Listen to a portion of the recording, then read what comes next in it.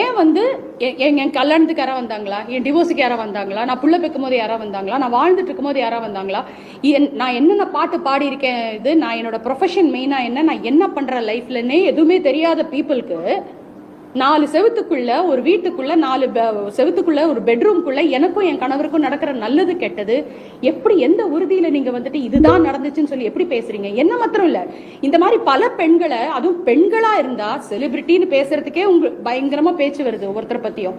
இதுலயும் பெண்ணு அப்படின்னு வந்துச்சுன்னா இன்னும் இன்னும் இன்னும் மட்டமா மட்டமா மட்டமா வந்துட்டு ஒரு பெண்ணை வந்துட்டு காமிக்கிறீங்க. இன்னைக்கு நான் சொல்றேன், நீங்க முதல்ல போட்ட யூடியூப் வீடியோஸுக்கு இன்னும் ஒரு எவ்வளோ ஒரு லைக்ஸோ எத்தனையோ பேர் ஒரு 1,00,000 பேர் பார்த்துருக்காங்கன்னு ஃபார் எக்ஸாம்பிள் வச்சுப்போம்.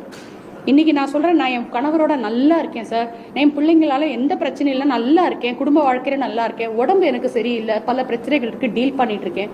இது எத்தனை பேர் பார்ப்பாங்க? இப்படிங்கிறதுக்குள்ள ஒரு மனிதருடைய வாழ்க்கையில பர்சனல் லைஃப்ல சேத்தவாரி அடிக்கிறாங்க.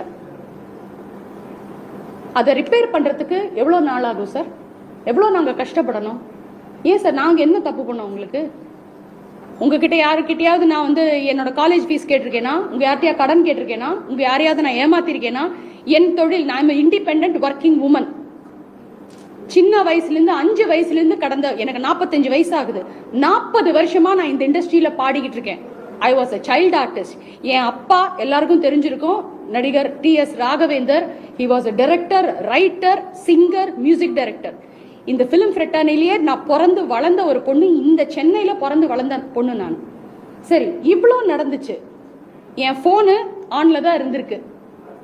ஒரு மீடியா பர்சன் எனக்கு ஒருத்தர் கூட நீங்கள் யாருமே ஏன் ஃபோன் பண்ணலை? கல்பனா மேடம் நீங்கள் சூசைட் பண்ணிக்கிட்டீங்கன்னு வெளியில் பேசிக்கிறாங்க, உண்மையா? இந்த மாதிரி நடந்துச்சா? கேட்கலாமே. அஃபெக்டட் பர்சன், கன்சர்ன் பர்சன் கிட்ட டைரக்டா கேட்காம, ஐயா தயவு செஞ்சு எந்த நல்லது நீங்க வெளியில சொல்லட்டாலும் பிரச்சனை இல்லை, தவறான நியூஸ் ஐயா நீங்க போடுறதுனால ஒவ்வொருத்தருடைய வாழ்க்கை, ஒவ்வொருத்தருடைய மன உளைச்சல் எவ்வளோ ஜாஸ்தி ஆகுதுங்கிறது உங்களுக்கு புரிய மாட்டேங்குது. இதுக்கு அண்ட் பப்ளிக் பார்க்குற பப்ளிக்கு என்னுடைய ஒரு வேண்டுகோள், ஒரு நல்ல விஷயம் வந்தா நீங்க அதெல்லாம் பார்க்கறதுக்கு எவ்வளோ சோம்பல் படுறீங்க. ஒரு கெட்ட, அதாவது ஒரு ஒரு ஒரு சிங்கர், இப்போ என்னையே எடுத்துக்கோங்க, கல்பனா தன்னுடைய கணவரோடு அருமையாக வாழ்கிறார், நல்ல மனைவி என்று பேர் எடுத்தார், நல்ல மதர் என்று பேர் எடுத்தார்னா நீங்க பப்ளிக் நீங்க அதை வந்துட்டு அதை பெருசா நீங்க பொருட்படுத்த மாட்டீங்க.